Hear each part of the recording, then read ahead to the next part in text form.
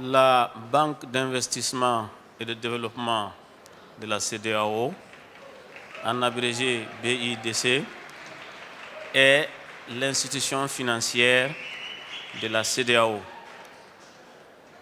des 15 États membres de la CEDEAO. Elle intervient pour le financement de la mise en œuvre des projets et programmes définis et déterminés par la Commission de la CEDEAO. Donc nous sommes une banque de développement, une banque d'investissement, et notre rôle, c'est d'aider à la mise en œuvre des projets et programmes de la CEDEAO dans leur partie financière. Can you describe some of the projects that you carry out, particularly ones which are helping people adapt and to mitigate climate change, and how much money you've spent on that? Actuellement, en matière d'adaptation énergétique, nous sommes en train de financer un projet au niveau de la Sierra Leone pour remplacer l'ensemble des lampes publiques, les remplacer par des lampes solaires. Nous sommes aussi au Niger en train de financer un projet qui utilise aussi l'énergie solaire. Ensuite, pour la mise en œuvre des aspects d'adaptation énergétique, nous avons mis en place avec d'autres partenaires un instrument spécialisé qui s'appelle ABREC, African Bioenergy and Renewable Energy, Biofuel and Renewable Energy. Et cet instrument a mis en place un fonds d'investissement qui s'appelle African Renewable Energy Fund et une facilité d'assistance pour les États membres. Le fonds d'investissement, nous voulons pouvoir le rendre opérationnel à partir de janvier 2014 avec un niveau de départ compris entre 100 et 150 millions de dollars.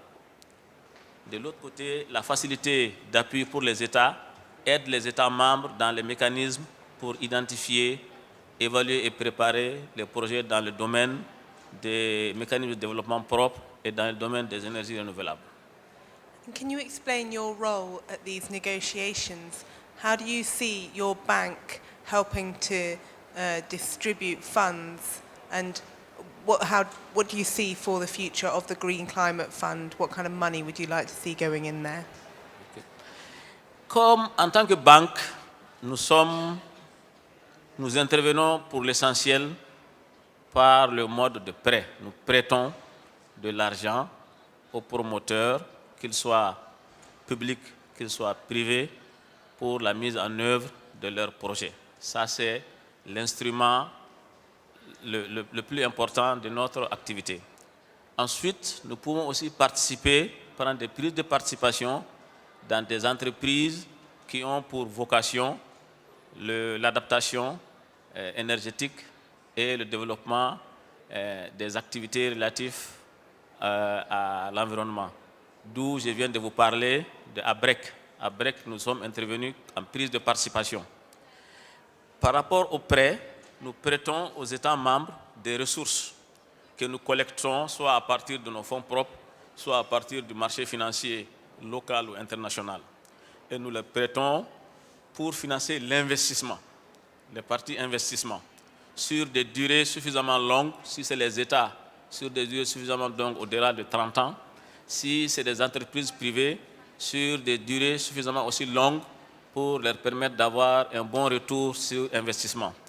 Donc les ressources que nous utilisons proviennent soit de nos États membres par des appels au capital, soit de nos fonds propres que nous avons collectés par ailleurs, soit des ressources que nous collectons auprès d'autres partenaires, soit sur le marché financier local ou international, soit à partir de lignes de crédit que nous arrivons à mobiliser auprès de nos partenaires.